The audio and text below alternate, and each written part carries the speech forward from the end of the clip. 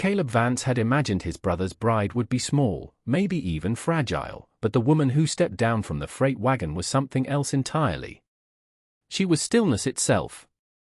While the heat of the Nevada summer baked the very air and sent shimmering waves across the yard, she stood in the dust beside her single cloth-wrapped bundle as if she were carved from cool stone. She wore a high-collared gray garment, worn thin at the elbows and frayed at the hem, its color the same as the dust that now coated her soft shoes. His brother, Marcus, stood on the porch of the main house, his arms crossed over his chest. Marcus was a man who saw the world in terms of assets and liabilities. The ranch, their father had left to both of them, but Marcus, being the elder, had claimed the house and the authority that came with it. Caleb had the old line shack down by the creek and a third of the stock. It was a tense but stable arrangement. This bride, arranged through a broker in San Francisco, was meant to be another asset for Marcus, a housekeeper and a wife who would cost him nothing more than the broker's fee and passage. "That's her." Marcus's voice was loud, intended to carry across the yard and slap the woman like a physical blow. "Look at her. She's half-starved. And that dress is nothing but a rag." The wagon driver, a weary man named Peterson, just shrugged and spat a stream of tobacco juice into the dirt. "She's the one they gave me. Name's on the manifest." Paid in full, he untied her bundle from the side of the wagon and set it on the ground beside her. It landed with a soft, final thud. The woman, Jing, did not flinch. Her gaze was fixed on a point somewhere beyond Marcus's shoulder, her expression unreadable. She was 20 years old, the broker's letter had said. She looked younger in her slightness, but her eyes held a deep, settled weariness that belonged to someone much older. Marcus descended the porch steps, his boots heavy in the quiet yard. He circled her as he might a horse he was considering buying, his lip curled in disgust. "I paid for a healthy woman, someone who can work. This one looks like a strong wind would carry her off. And she probably doesn't speak a word of English." He stopped in front of her, leaning in. "You speak English, girl?" And Jing's eyes finally moved, meeting his for a brief second before dropping to the ground. She gave a short, almost imperceptible shake of her head. "Useless," Marcus declared, turning his back on her. He threw a silver dollar at the wagon driver. "Take her back, Peterson. I'm not paying for damaged goods." Peterson caught the coin out of the air. "Can't do it, Marcus. Broker's rules. Delivery is final." "She's your problem now with that." He climbed back onto his wagon seat, cracked the reins, and the heavy vehicle groaned into motion, leaving a cloud of dust and a lone woman standing in the center of the Vance ranch. A terrible silence fell. And Jing stood frozen, a tiny, gray figure in a vast, sun-bleached landscape. Caleb felt a hot knot of shame tighten in his gut. He had stood by the corral fence, watching the whole ugly scene unfold, his hands clenched on the rough wood. He looked from the woman's rigid shoulders to his brother's smug face. Marcus gestured dismissively at her. "Well, I'm not having her in my house. Look at her. The folks in town would laugh me out of the territory." He started back toward the porch. "Leave her be. She'll wander off soon enough when she realizes there's no meal coming." Something inside Caleb snapped. It was the casual cruelty of it, the casting off of a human being like a broken tool. He pushed himself off the fence and walked across the yard, his own boot stirring the dust. He stopped a few feet from the woman, not wanting to crowd her. She watched him from the corner of her eye, her body tense. He didn't look at his brother. He spoke to her, his voice low and even. She did not respond, but her posture seemed to tighten even further. Caleb bent down and picked up her cloth-wrapped bundle. It was surprisingly light. He straightened up and held it out. When she still didn't move, he took a step closer and gently pressed it into her hands. Her fingers were cold despite the heat. Then he turned to face the porch. "She can stay with me." Marcus stopped dead, his hand on the railing. He turned slowly, his face a mask of disbelief. "What did you say?" "I said, she can stay with me," Caleb repeated, his voice clearer this time, harder. "In the shack. You don't want her, fine. But I'm not leaving her out here for the coyotes. A slow, ugly smile spread across Marcus's face. You want my charity case? Be my guest, little brother. Let the whole territory see you shacked up with that. He gestured vaguely at Jing. Don't come crying to me when you get tired of your new pet. He laughed, a short, barking sound, and disappeared into the house, slamming the door behind him. The sound echoed in the sudden quiet. It was just Caleb and Jing in the yard. The sun beat down on his neck. He had no plan, no idea what he was doing. He had just acted. He met her eyes, trying to offer a reassurance he didn't feel. She stared back at him, her dark eyes holding a universe of uncertainty. But for the first time since she'd arrived, there was a flicker of something other than fear in them. It might have been curiosity. He gave a small, awkward nod toward the path that led to his cabin. This way, he said softly, and was surprised when she gave a slow, deliberate nod in return, her hands clutching her bundle to her chest. She took the first step, and he fell into place beside her, walking toward a future that had, in the space of 5 minutes, become completely unknowable. The line shack was a simple, one-room affair, but Caleb kept it clean. A narrow bed, a small table with 2 chairs, a stone fireplace for cooking, and a few shelves holding his meager possessions. It felt crowded with 2 people in it. And Jing stood in the center of the room, her gaze sweeping over everything, taking it all in. Caleb felt a sudden, sharp awareness of its poverty, its smallness. He set a pot of water on the hearth to boil for coffee, his movements clumsy. The silence between them was thick and heavy. He didn't know what to say, and he was sure she wouldn't understand him anyway. He gestured to one of the chairs. Please, he said, pointing. Sit. She understood the gesture, if not the word. She moved to the chair and sat down, her back ramrod straight, her bundle resting in her lap. She looked like a bird perched for flight, ready to bolt at the first sign of danger. He busied himself making coffee, giving her time. When it was done, he poured 2 cups of the bitter, black liquid into tin mugs. He placed one on the table in front of her. She looked at the steam rising from the cup, then up at him. He took the other chair, leaving as much space as the small table would allow. He took a sip of his coffee, the familiar heat a small comfort. After a long moment, she reached out with both hands and lifted the mug. She held it near her face, breathing in the steam, before taking a tiny, tentative sip. Her expression didn't change. They sat like that for what felt like an hour, the only sounds the crackle of the fire and the whisper of the wind outside. Caleb knew he had to figure this out. She needed a place to sleep. He looked at his own narrow bed, then at the floor. He could make a pallet for himself by the fire. It wouldn't be the first time. As if sensing his thoughts, and Jing's gaze followed his to the bed. A flicker of alarm crossed her face. She quickly looked down at her cup. Caleb stood up, trying to project a calm he did not feel. He walked over to his bed and picked up his spare blanket and the thin pillow. He brought them over to the fireplace and laid them out on the floor, making a clear, deliberate show of it. Then he pointed to the bed, then to her. He pointed to the pallet on the floor, then to himself. Her eyes followed his movements, a deep furrow in her brow. He repeated the gesture. Bed, her. Floor, him. Understanding dawned on her face, followed by a wave of something else. Confusion, perhaps even disbelief. She stood up and walked over to the pallet he had made.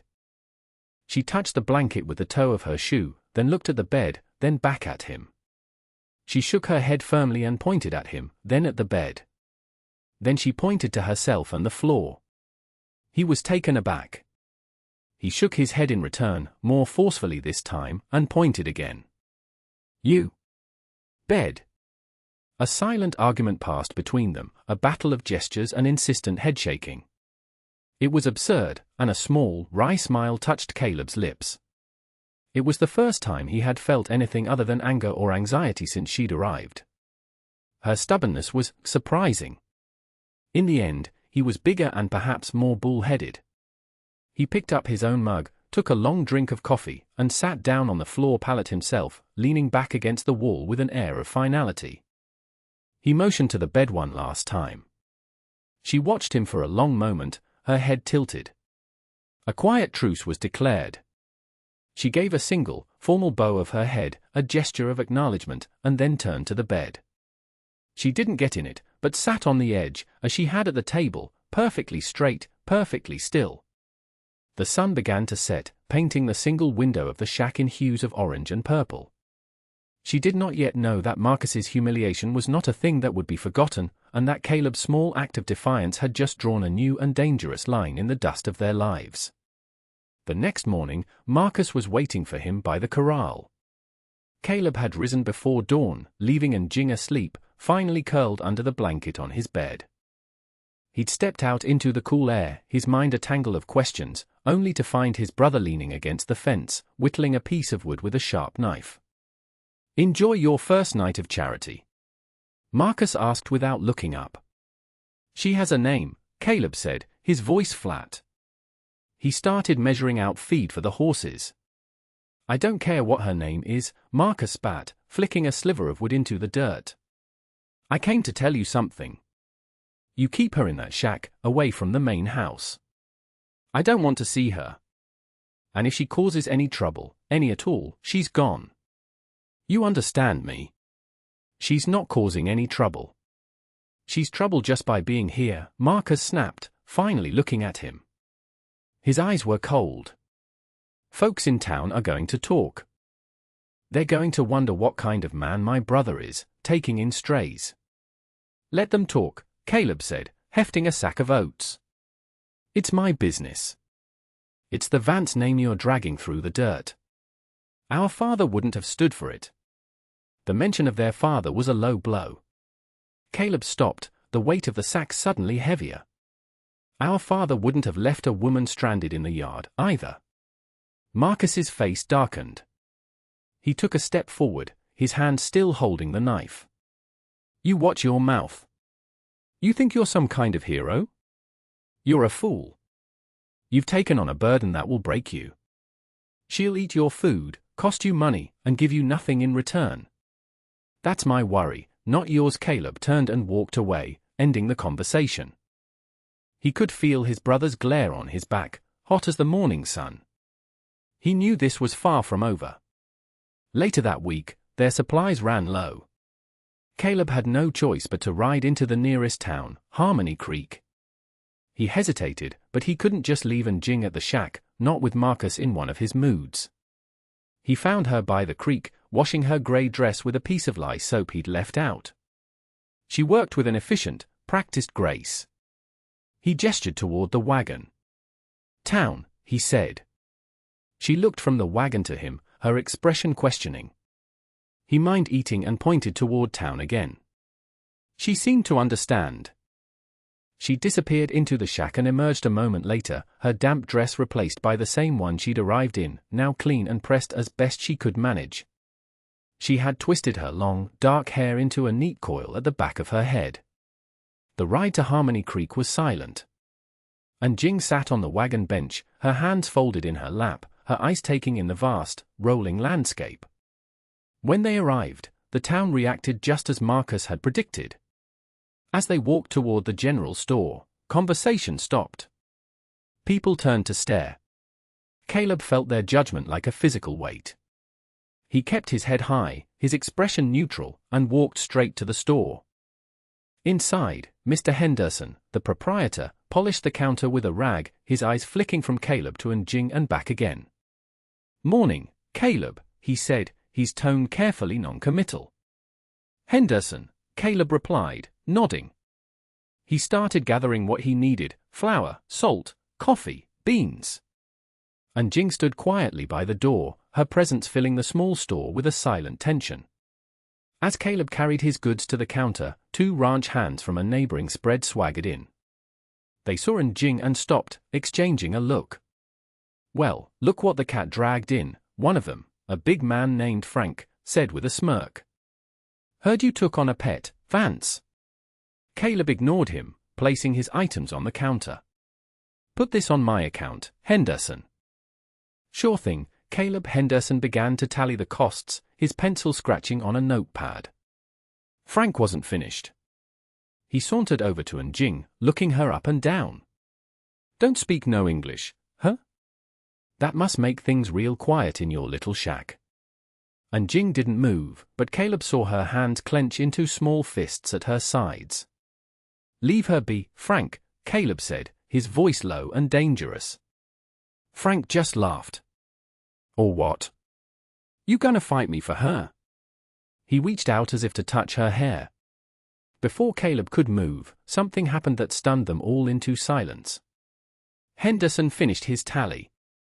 That'll be $4.32, Caleb. Jing spoke. Her voice was soft, but clear, and carried across the room. For $27. Everyone froze. Henderson stared at her, his mouth agape. Frank's hand dropped. Caleb turned to look at her. She was looking directly at the notepad on the counter, her brow slightly furrowed. Henderson checked his figures again, his lips moving silently. A flush crept up his neck. Well, he muttered. He scratched out his total. The lady's right. For 27, he looked at Jing with a newfound respect. Frank was speechless. He backed away, a look of confusion on his face, and he and his friend shuffled out of the store without another word. Caleb paid the correct amount, his mind reeling. As they walked back to the wagon, the stares that followed them were different now. They were still stares of curiosity, but the open hostility was gone, replaced by a grudging wonder. He helped her onto the wagon seat. As he climbed up beside her, he looked at her. You speak English, he said. It wasn't a question. Jing met his gaze. A little, she said quietly. Numbers are easy. The ride back to the ranch was just as silent as the ride in, but the quality of the silence had changed. It was no longer empty and awkward. It was filled with the weight of a secret revealed, and the quiet promise of more to be discovered. Caleb glanced at the woman beside him. She was not a burden. She was not a pet. She was something else entirely, and he was beginning to understand that his brother's greatest mistake was not in sending her away, but in his utter failure to see who he was letting go. What he found in the general store that day would change everything between them. That evening, the air in the shack felt different, lighter. Caleb watched as Jing moved about the small space, preparing their simple meal of beans and corn bread. She had found a purpose for herself, and it had transformed her. She was no longer just a guest or a refugee, but a partner in their small, two-person world. After they ate, he took out a piece of charcoal from the hearth and a clean plank of wood he used for figuring sums. He drew a crude map of their section of the ranch, the creek, the line shack, the north pasture, the main house. He pointed to himself. Caleb then he pointed to her. Jing, she said, her voice soft. He repeated her name, testing the sound of it. Jing he smiled, and was rewarded with a small, hesitant smile in return. It was the first time he had seen her do so, and it changed her whole face, softening the weary lines around her eyes. Using the charcoal, he tried to ask her about her home, drawing a picture of a boat on a vast ocean. She understood. She took the charcoal from him, and with a few deft strokes, she drew something that wasn't a humble farm. It was a building with a tiered roof and intricate windows. Beside it, she drew figures of people counting money and weighing goods on a scale. Then she drew a single, elegant character on the board. He couldn't read it, but he understood. Her family were not poor farmers. They were merchants, scholars perhaps. People of standing. It explained her quickness with numbers, her quiet dignity, her literacy. She then drew the boat again, and a man with a cruel face.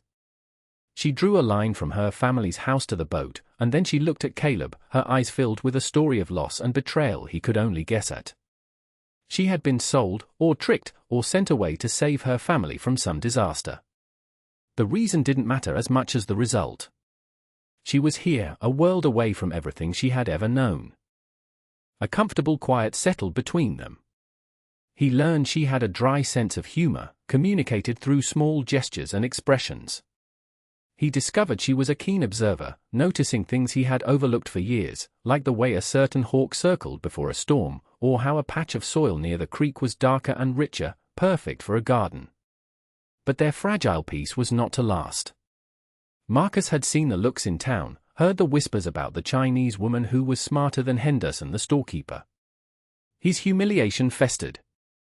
He saw Caleb not as a brother but as a rival who had somehow turned his discarded liability into an asset. The attack came a week later. Caleb awoke in the middle of the night to the smell of smoke. Not wood smoke from their hearth, but the acrid, oily smell of burning hay. He threw on his boots and ran outside. The small haystack he'd spent weeks building, their entire winter feed for the horses and the milk cow, was ablaze, the flames leaping high into the dark sky. And Jing was right behind him, a bucket of water from the creek already in her hands. But it was useless. The fire was too big, too hot.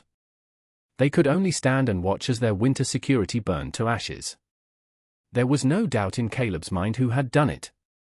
He saw a figure on horseback silhouetted against the flames on the ridge near the main house for just a moment before it disappeared. The next morning, the full weight of the disaster settled on him. Without that hay, his stock wouldn't survive the winter. He would have to sell them for a fraction of their worth. He would lose everything he'd worked for. He would be ruined. He sat at the table, his head in his hands, a cold despair washing over him. Marcus had won. He had proven his point. She was a burden that had broken him. And Jing placed a cup of coffee in front of him. He didn't look up. She waited a moment, then touched his shoulder. When he finally raised his head, she looked him straight in the eye. She pointed to the blackened, smoking pile that had been their haystack. Then she pointed east, toward the wild meadows on the other side of the territory, where tall prairie grass grew thick and unclaimed. Then she pointed to his side, which hung on the wall. Finally, she pointed to herself, and then to him. The message was clear. We will do it again. Together. It was a staggering amount of work. Hours of cutting the tough grass under the relentless sun, raking it, and hauling it back to the ranch, load by painstaking load. It was work that would have broken one person. But there were two of them. He swung the side, his muscles screaming in protest, and she followed behind, raking and bundling the grass with an energy that belied her small frame. They worked from sunup to sundown, speaking little, moving in a rhythm of shared purpose. One afternoon, as they worked, Marcus rode out to them. He sat on his horse, looking down at their progress. A new, smaller haystack was slowly beginning to rise near the shack. Wasting your time, he sneered. The first frost will come before you're half done. You'll lose it all anyway. Caleb didn't stop his work. The rhythmic swing of the scythe was his only answer. I'm making you an offer, Marcus said, his tone changing, becoming almost reasonable. Send her away. I'll give you enough hay from my stores to see you through the winter. I'll forget this whole thing ever happened. Caleb finally stopped. He leaned on his side, sweat dripping from his brow. He looked at Jing, who stood a few yards away, her face calm, her eyes on him. He saw no fear in her, only a quiet strength. He had made a choice in the dusty yard weeks ago, a choice made from shame and a flicker of decency. Now, he had to make it again, but this time it was a choice made from respect. From loyalty. He turned back to his brother. No. The single word hung in the air. Marcus's face tightened into a mask of rage. Then you can starve together. He wheeled his horse around and galloped away, leaving them in a cloud of dust. Caleb watched him go. He was not afraid. He looked at the half-built stack, at the endless meadow, at the woman who stood ready to work beside him. It was a gamble, a desperate one, but for the first time in his life, he was not alone in the fight. They beat the first frost by a single day. The new haystack was smaller than the first, but it was dense and well made. It would be enough. They had done it. Standing before it as the sun set on the last day of their monumental effort, a profound sense of peace settled over Caleb. He had faced ruin and, with Njing's quiet, unyielding fortitude, he had stared it down. 3 months later, the first snows of winter blanketed the valley. The cold was bitter, but inside the small shack, a fire burned warmly in the hearth. The horses and cow were safe in the lean-to, contentedly chewing the hay that had cost so much sweat. Njing had planted a small winter garden in the rich soil she had found, covering it with oiled cloth at night. They had fresh greens, a rare luxury. Marcus had left them alone. His power over Caleb was broken, and the story of their defiance had quietly made its way through the territory. People in town now nodded to Caleb with a new respect. Henderson the storekeeper always made a point of asking after Njing. One evening, Caleb was repairing a piece of tack by the firelight. Njing sat at the table, practicing her English letters on the wooden plank. She had made remarkable progress. They could now hold simple conversations, their words bridging the remaining gaps between their two very different worlds. She finished a line of letters and looked up at him. "Your brother," she said, her voice soft. "He will not come back." Caleb looked up from his work. "No. I don't think so. This ranch isn't big enough for his pride and for us." She nodded, accepting this. She looked around the small, warm cabin. "This is a good home." He followed her gaze. It was a simple place, built of rough-hewn logs and frontier grit. But she was right. It was a good home. It was a place where two people, discarded by the world in their own ways, had found not just shelter, but a partnership. He thought of the woman who had stepped off the wagon, a silent, still figure in a tattered grey dress. And he looked at the woman before him now, her face illuminated by the firelight, her eyes clear and confident. He had not taken on a burden. He had been given a gift. The greatest foolishness had not been his act of defiance, but his brother's blindness, his inability to see the immense value in a person he had judged only by their origin and their clothes. In the vast, unforgiving landscape of the West, survival was not about what you owned, but about the strength and character of the person who stood beside you. Caleb looked at Njing, and he knew, with a certainty that settled deep in his bones, that he was the wealthiest man in the entire territory. And that brings us to the end of this one. If you stayed with me all the way through, thank you. Stories like this one only get told because folks like you sit down and listen. If you liked what you heard, go ahead and hit that like button. And if you want more stories from the old frontier, subscribe so you don't miss the next one. Until then, take care of yourself, and thanks again for being here.